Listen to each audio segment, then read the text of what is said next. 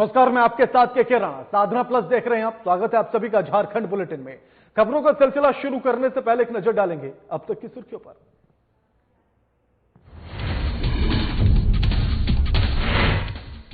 प्रवासियों की वापसी के लिए राज्य सरकार प्रयासरत। 60,000 मजदूरों और छात्रों को सरकार लाई वापस। अन्य प्रवासियों को वापस लाने के लिए हवाई जहाज का होगा इस्तेमाल। केंद्र सरकार से मांगी अनुमति। कोरोना को लेकर स्वास्थ्य विभाग दिखा सख्त। गिरिडीह से बाहर से आए 19 लोगों की जांच के लिए लिया गया सैंपल। लोगों को क्वारंटीन में रखने का दिया निर्देश। ग्रामीणों को कोरोना से मुक्त करने के लिए सामाजिक कार्यकर्ता दे रहे अपना सहयोग। गिरिडीह के गांव को करवाया गया सैनिटाइज। सामाजिक कार्यकर्ता वासुदेव प्रसाद वर्मा ने कराया सैनिटाइज। खूंटी पुलिस को मिली बड़ी सफलता। पुलिस ने अफीम माफिया को किया गिरफ्तार। पुलिस ने एनडीपीएस एक्ट के तहत मामला किया दर्ज।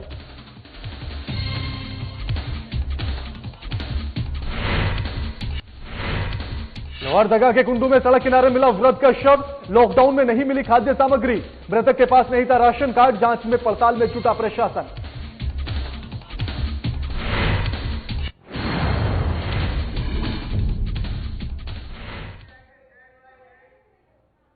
इसी बीच बड़ी खबर के साथ बुलेटिन की शुरुआत करेंगे। रांची से इस वक्त की बड़ी खबर आ रही है आपकी टीवी स्क्रीन पर। रांची से इस वक्त की बड़ी खबर। राजधानी रांची के लिए एक बार फिर से अच्छी खबर। 11 कोरोना संक्रमित मरीज हुए हैं स्वस्थ। रांची में एक्टिव अब जो मामलों की संख्या है वो 28 बची है।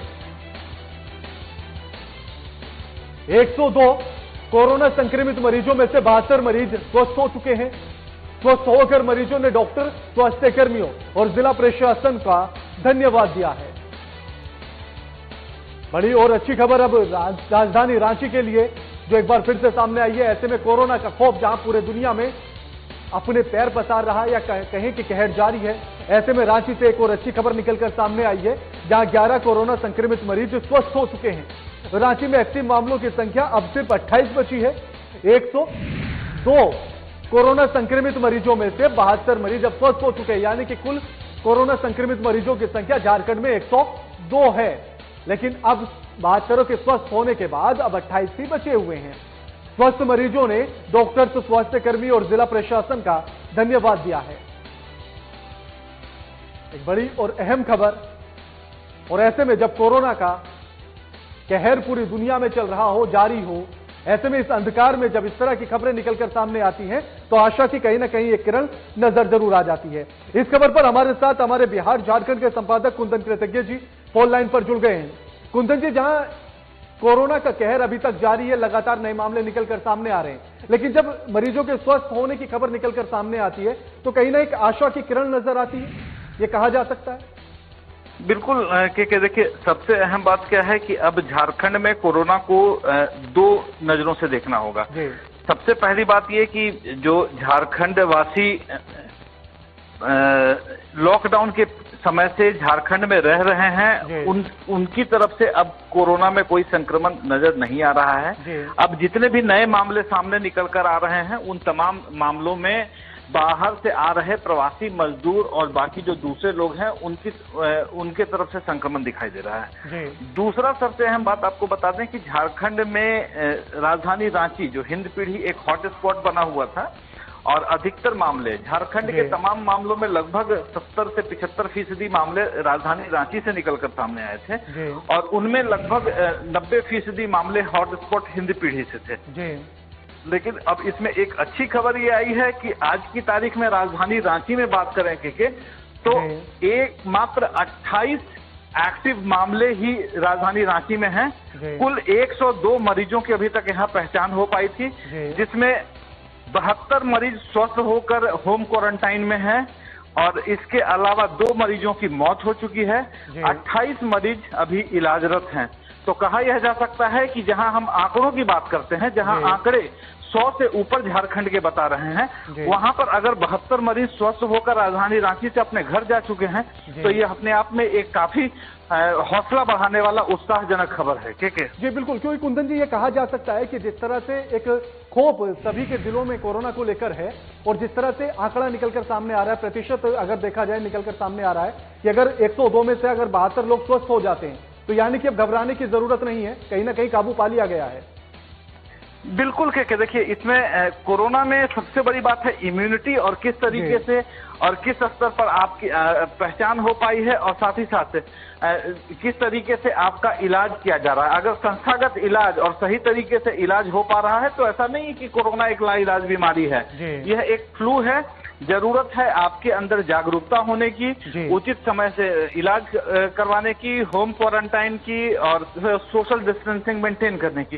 इन तमाम साधनों का उपयोग करके आप कोरोना पर आसानी से फतह पा सकते हैं। यह राजधानी के इन 72 मरीजों ने दिखाया है। और सबसे अहम बात आपको बता दें कि मरीज डॉक्टरों का उत्साह बढ़ा रहे हैं, और जब मरीज स्वस्थ होकर अपने घरों को लौट रहे हैं तो डॉक्टर उनका उत्साह बढ़ा रहे हैं। यह एक दो तरफा चैनल, टू वे ट्रैफिक शुरू हो चुका है मरीजों के और डॉक्टरों के बीच में, एक दूसरे के उत्साह बढ़ाने को लेकर, क्योंकि मरीजों को लग रहा है कि वह एक बहुत बड़ी जंग जीत चुके हैं, और जो डॉक्टर्स कोरोना वॉरियर्स के तौर पर इस जंग में जुटे पड़े हैं, उन्हें उनका भी उत्साह बढ़ता है कि इतनी बड़ी संख्या में उनके इलाज के द्वारा मरीज स्वस्थ होकर घर जा रहे हैं। जी बिल्कुल, शुक्रिया कुंदन जी आपका हमारे साथ ये तमाम बातचीत करने के लिए और जानकारी साझा करने के लिए। केंद्र सरकार की अनुमति के बाद राज्य सरकार अपने प्रवासियों को लाने के लिए पूरी तरह से प्रयासरत है। झारखंड में अब तक दूसरे राज्यों में फंसे 60,000 श्रमिक मजदूर और छात्रों को बसों और ट्रेनों के माध्यम से वापस लाया जा चुका है, और बाकियों को भी लाने की सरकार अथक प्रयास में लगी हुई है।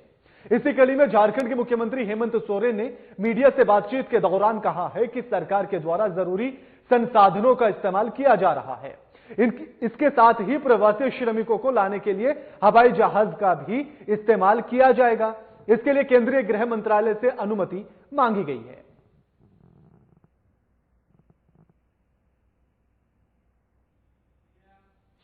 और उनको आप ही लोग अवगत करा दे तो ज्यादा बेहतर होगा कि राज्य सरकार क्या कर रही है, नहीं कर रही है। बहुत जद्दोजहद के विनती के बाद तो ट्रेन की परमिशन मिली है। उनसे हमारा ये भी आग्रह होगा, जो भी आंकड़े हैं आपके पास देश को बता दें सही। और हमने जो गृह मंत्री को अभी अपने मजदूरों को लाने के लिए हवाई जहाज की मांग की है, उसकी परमिशन कब देंगे ये भी बता दें जल्द से जल्द। झारखंड राज्य में बाहर से आ रहे लोगों के प्रति प्रशासन की अच्छी सजगता दिख रही है। ऐसा देखने के लिए मिल रहा है गिरिडीह में, जहां गांव के सामुदायिक स्वास्थ्य केंद्र पहुंचकर जिले के स्वास्थ्य विभाग की टीम ने बाहर से आए 19 लोगों की जांच का सैंपल लिया। इस दौरान स्वास्थ्य विभाग की टीम ने 7 लोगों को रिपोर्ट आने तक क्वारंटीन में रहने के निर्देश भी दिए हैं।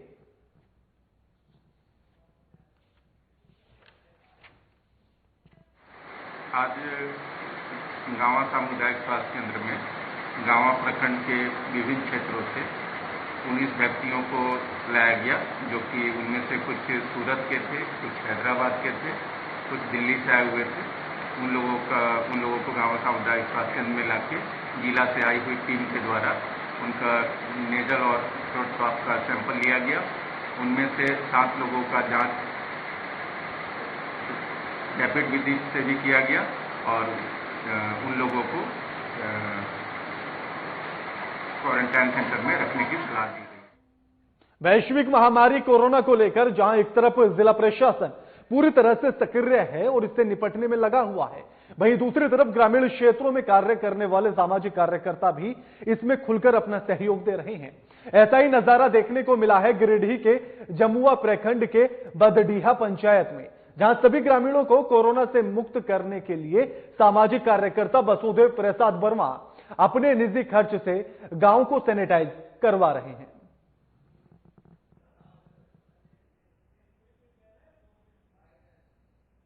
के महामारी में बदडीहा पंचायत 2 जमुआ प्रखंड के अंतर्गत सभी गांवों में हर घर में, हर नाली और रोड में, पूरे प्रखंड, ये पूरे पंचायत के अंदर घर घर में जाके दवा की छिड़काव करवाए।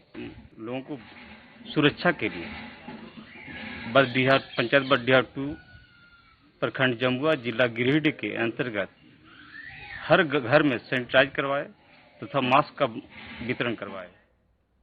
लॉकडाउन की स्थिति में स्कूल के शिक्षकों के द्वारा बच्चों को ऑनलाइन शिक्षा दी जा रही है। इस संबंध में शिक्षकों को बेहतर कार्य करने के लिए सीबीएसई ने अधिकृत सभी शिक्षण संस्थानों के प्राचार्य और शिक्षकों को सेंटर ऑफ एक्सीलेंस पटना के द्वारा कार्यशाला के माध्यम से ट्रेनिंग दी जा रही है। इस दौरान उन्हें सिर्फ पर्सनैलिटी डेवलपमेंट के अलावा स्कूल आने वाले बच्चों के डे टू डे समस्याओं के निवारण के लिए भी ट्रेन किया जा रहा है। इस संबंध में डीएवी स्कूल बरकाकाना की प्राचार्य डॉक्टर उर्मिला सिंह ने कहा है कि लॉकडाउन खुलने के बाद वे अपने क्षेत्र में इस तरह के शिक्षकों से फेस टू फेस कार्यशाला का आयोजन करेंगे। CBSE COE centre of excellence Patna ने इस कोविड-19 के लॉकडाउन ने बहुत ही सही समय का सदुपयोग कर टीचर्स और प्रिंसिपल्स के लिए, सीबीएसई एफिलिएटेड स्कूल्स के टीचर्स और प्रिंसिपल्स के लिए जिस तरह हम अपने बच्चों के लिए ऑनलाइन क्लासेस कर रहे हैं, उसी तरह हमारे लिए सेंटर ऑफ एक्सीलेंस पटना ने ऑनलाइन वर्कशॉप्स 1.5 घंटे का प्रतिदिन 2 या 3 सेशन आयोजित किया। वक्त एक छोटे से ब्रेक का हो चला है, जल्द हाजिर होते हैं।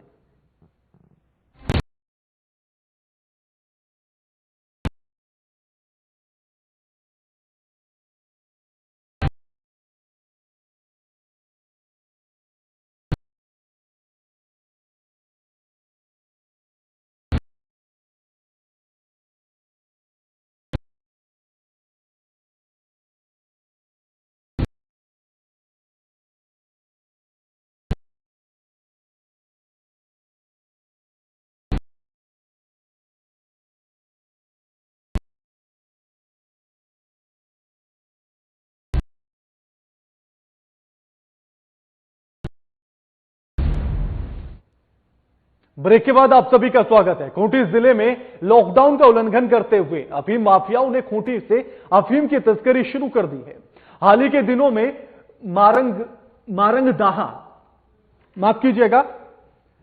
मारंगहादा में देखा गया है कि मात्रा में अफीम डोडा बरामदी के बाद खूंटी पुलिस सतर्क हो गई है। इसी सिलसिले में कार्रवाई करते हुए खूंटी पुलिस ने आज मारंगहादा थाना क्षेत्र के कुजराम पुल के समीप 4 तस्करों को अफीम के साथ गिरफ्तार किया है। पुलिस ने इनके पास से 8 किलोग्राम अवैध अफीम भी बरामद की है।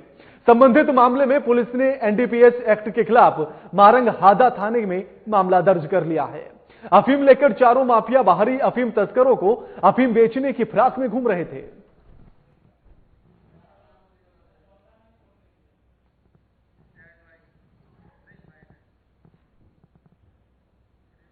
हम लोग को एक सूचना प्राप्त हुई कि मारंगहादा थाना क्षेत्र के अंतर्गत जो कुजराम पुल है उसके पास कुछ संदिग्ध लोग अवैध अफीम की खरीद फरोख्त के लिए इकट्ठा हो रहे हैं और उसके संबंध में हम लोगों ने तुरंत ही अनुमंडल पुलिस पदाधिकारी खूंटी के नेतृत्व में एक छापामारी दल का गठन किया और छापामारी दल के द्वारा त्वरित कार्रवाई करते हुए आज तड़के सुबह कुल 4 लोगों की गिरफ्तारी की गई है उस पूरे घटनाक्रम में और उनके पास से 8 किलो अफीम जो वो कहीं और किसी को बेचने के लिए ले जा रहे थे वो बरामद करने में सफलता। वो बेच रहे थे 50,000 रुपये प्रति किलो के आसपास के रेट से बेचते हैं, तो ऑलमोस्ट 4 लाख के आसपास की।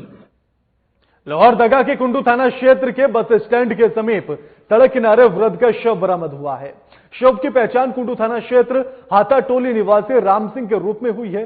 भूख जनित बीमारी से मौत की आशंका पर लोहरदगा डीसी आशंका रंजन ने पोस्टमार्टम के लिए मेडिकल टीम का गठन किया है।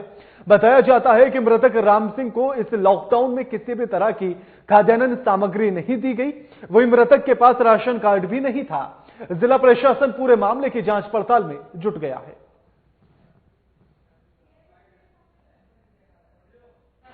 तो ये भूखमरी से मौत का मामला नहीं है, परंतु कुछ लोगों के द्वारा कुछ एलिगेशन लगाए गए थे। जो प्रोटोकॉल है इस तरह के मामले में जांच की वो उस अनुसार कार्रवाई की जा रही है। प्रॉपर ऑटोप्सी इसकी की जाएगी, उसके बाद जो कंप्लीट रिपोर्ट सामने आएगी उसके बाद मृतक राम सिंह है जिसका उम्र करीब 60 वर्ष है। इनका पिता स्वर्गीय नारायण सिंह है। ये कुड़ू के ही रहने वाले हैं। एक गांव है हट्टा टोली, और ये मोतिया के काम पहले करते थे। आज जो है से बस स्टैंड की तरफ जाते हुए उसके बीच रास्ता में ही इसका शोर पाया गया, तो कुड़ू थाना पोस्टमार्टम के लिए लोहरदगा भेज दिया। मुठी काम करता था और इनका आय मतलब इसका कोई नहीं है, बाल बच्चा कोई नहीं है, बीवी कोई नहीं। तो घर परिवार है कि मतलब घर है कि नहीं? घर है, एकदम धदर परल है। इनके पास राशन कार्ड था, चावल वाल मिलता था? नहीं, कोई कार्ड नहीं था इनके पास। मनरेगा में भी मजदूरी करते थे, नहीं करते थे? खाली बस बोरा बोरा बोता था, पेटा पेटी उठाता था बस। इस खबर पर हमारे साथ लोहरदगा से हमारे संवाददाता कुमार अमित फोनलाइन पर जुड़ गए हैं। अमित, आखिर किस तरह से देखा जाए, जहां सरकार लाख दावे तो कर रही है, लेकिन अगर एक व्यक्ति की मौत सिर्फ भूख की वजह से हो जाए तो फिर कैसे माना जाए कि वो दावे सब सच हैं? जी, बता दूं कि जिस तरह से सरकार के दावे जो खोखले नजर आते हैं, जिस तरह वही यहाँ पे दिखाई पड़ता है कि जिस तरह से सरकार जो है लॉकडाउन को लेकर के हर गरीब जो प्रवासी मजदूर आ रहे हैं उन लोगों को खाने पीने रहने तक की व्यवस्था कर रही है, लेकिन एक मजदूर तबके के व्यक्ति को यहाँ पे एक ब्रिज जो है उसके लिए राशन मुहैया नहीं कर पा रहा। इससे बड़ा दुर्भाग्य और क्या हो सकता है। मैं बता दूं कि लोहरदगा के कुड़ू थाना क्षेत्र के हाथा टोली निवासी राम सिंह के जो मौत हुई है वो भूख जनित बीमारी से मौत हो गई है। इसको लेकर के जब हमने यहाँ के डीसी जो आकांक्षा रंजन है उनसे जब बात की तो उन्होंने कहा कि इसको लेकर के पोस्टमार्टम एक मेडिकल टीम का गठन किया गया है, लेकिन इसकी मौत को लेकर के जब तक पोस्टमार्टम रिपोर्ट नहीं आएगी तब तक वो कुछ भी खुल करके नहीं बोल पा रही है। लेकिन जिस तरह से ये गरीब व्यक्ति है, क्योंकि इसका ना तो राशन कार्ड है ना ही ये मनरेगा में काम करते थे, ये एक तरह से कहा जाए तो लेकिन उसके बाद भी सरकार ने इस बात के लिए जरूर कहा था अमित कि अगर किसी के पास राशन कार्ड नहीं है उसको भी राशन दिया जाएगा।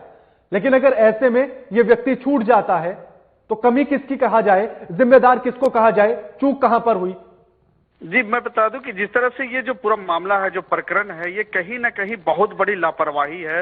ये चूक कहा जाए तो ये डीसी के निर्देश या फिर सरकार के जो निर्देश है वो वहां पर लेकर के वीडियो, जो खास करके वीडियो होते हैं, मनोरंजन कुमार यहाँ के वीडियो है, उनके देख रेख में सारा कुछ मॉनिटरिंग हो रहा था कि जिनके घर में राशन नहीं है उनको भी राशन देना है और जिनका राशन कार्ड है उनको भी राशन देना है। लेकिन ये कैसे छूट गया, ये तो अब जांच का विषय है। उसके बाद ही ये क्लियर हो पाएगा कि ये कितनी बड़ी लापरवाही है और किसके द्वारा की गई है, उस पर कार्रवाई तो निश्चित ही होगी। जी शुक्रिया अमित, आपका हमारे साथ ये तमाम बातचीत करने के लिए और जानकारी साझा करने के लिए। सेंट्रल कोलफील्ड लिमिटेड के द्वारा पिपरवार प्रोजेक्ट में नए महाप्रबंधक की नियुक्ति की गई है। नए महाप्रबंधक अजय कुमार सिंह ने प्रभार ग्रहण करने के बाद साधना न्यूज के साथ बातचीत के क्रम में बताया है कि टीम भावना और बेहतर तालमेल स्थापित कर उत्पादन लक्ष्य हासिल करना ही उनका अहम लक्ष्य होगा। पिपरवार जो है वो पूरे भारतवर्ष का और कोल इंडस्ट्री के मानचित्र पर एक इसके अहम भूमिका शुरू से ही रही है और हर जगह पिपरवार का नाम हमारे सेंट्रल कोलफील्ड्स में भी सबसे पहले लिया जाता है। तो मैं यही चाहूँगा कि पिपरवार की जो वास्तव में गरिमामय हिस्ट्री रही है उसको रिपीट करना है, और उसको रिपीट करने के लिए मैंने यहाँ जो 4 दिन में स्टडी किया है कि यहाँ के ग्रामीण हैं, जो यहाँ के जो विस्थापित हैं, यहाँ के स्थानीय हैं, इन लोगों में भरपूर एनर्जी है। इनको जरूरत है कंधे से कंधा मिला के चलने की, इनको अपनाने की, कि सीसीएल के बृहद परिवार के सदस्य हैं, हमारे परिवार के ही सदस्य हैं, और इनके साथ साथ जो हमारे सहकर्मी हैं, हमारे जो अधिकारी हैं, हमारे जो यूनियन के लीडर हैं, हमारी पूरी टीम जो है वो सब एक डायरेक्शन में चलेगी, एक दिशा में चलेगी। लॉकडाउन का सबसे ज्यादा असर प्रवासी मजदूरों पर दिख रहा है।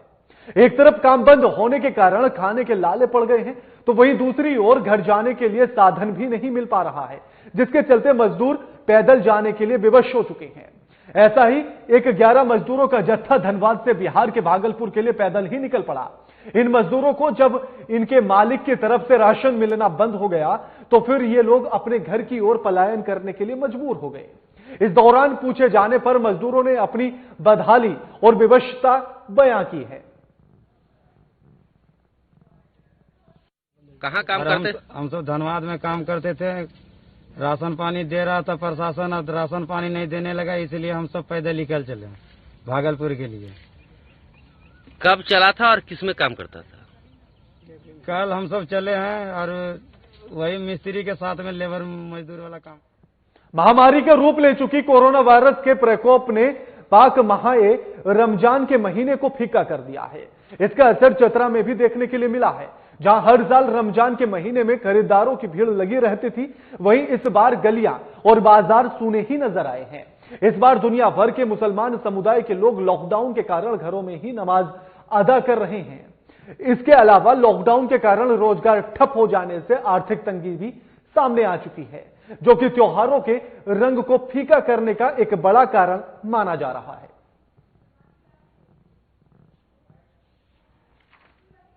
कुछ के माने कुछ भी बिक्री नहीं है। जैसा कि आप लोग को सबको तो पता ही है कि लॉकडाउन में बिक्री कहाँ से होगी। कस्टमर या कोई भी पब्लिक घर से निकले तब तो बिक्री होगी। हम तो ये सोचे जा रहे हैं कि हमारे जो ईद के जो हम अपने सामान मंगवाए हैं, सवैया, लच्छा, इत्र, टोपी, तो फिर ये बार बार हमारे खटक हो रही है कि हम दुकान लगाए कि नहीं लगाए, कि हमारे जो पूंजी लगाए वो हमारे फंस जाएगी या तो फिर निकलेगी। अब देखते हैं, 1-2 दिन और देख लेते हैं, उसके बाद नहीं होगा तो फिर दुकान लगाएंगे, वरना फिर ऊपर वाले के हाथ में क्या होगा क्या नहीं होगा देखा जाएगा इंशाल्लाह। रमजान का महीना है, पैसा कौड़ी बहुत दिक्कत हो गया है। बंदी के लेकर के हम लोग का जो से बहुत खाने पीने का सामान बहुत कम मात्रा में हो रहा है। यहाँ तक के नमाज जितना भी हम लोग पढ़ रहे हैं सब घर में पढ़ रहे हैं। लॉकडाउन में सरकार का पालन तो करना ही होगा, नहीं पढ़ते हैं तो भी दिक्कत है। करने से बीमारी से बचना है हम लोग को। हाल ही के दिनों में खूंटी शहर में बढ़ती चोरी की खूंटी वासियों से ही नहीं बल्कि पुलिस भी परेशान हो चुकी थी। खूंटी पुलिस ने शुक्रवार को उस वक्त राहत की सांस ली जब 9 चोरों को एक साथ चोरी करते हुए पकड़ लिया। चोरों से चोरी किए गए कई सामान भी पुलिस ने बरामद कर लिए हैं। फिलहाल चोरों से पुलिस पूछताछ कर रही है और यह पता करने में जुटी हुई है कि और कितने अपराधों में ये लोग संलिप्त हैं। हालांकि अभी तक पूछताछ में चोरों ने पुलिस को कई राज बताए हैं, उसी आधार पर पुलिस कार्रवाई कर रही है। उम्मीद है कि जल्द ही अन्य चोर भी पुलिस के शिकंजे में आ जाएंगे। पुलिस ने चोरों से देशी पिस्टल, गोली, बाइक समेत चोरी किए गए जेवरात, bank passbook, voter card, mobile, car और चोरी के अन्य सामान बरामद किए हैं।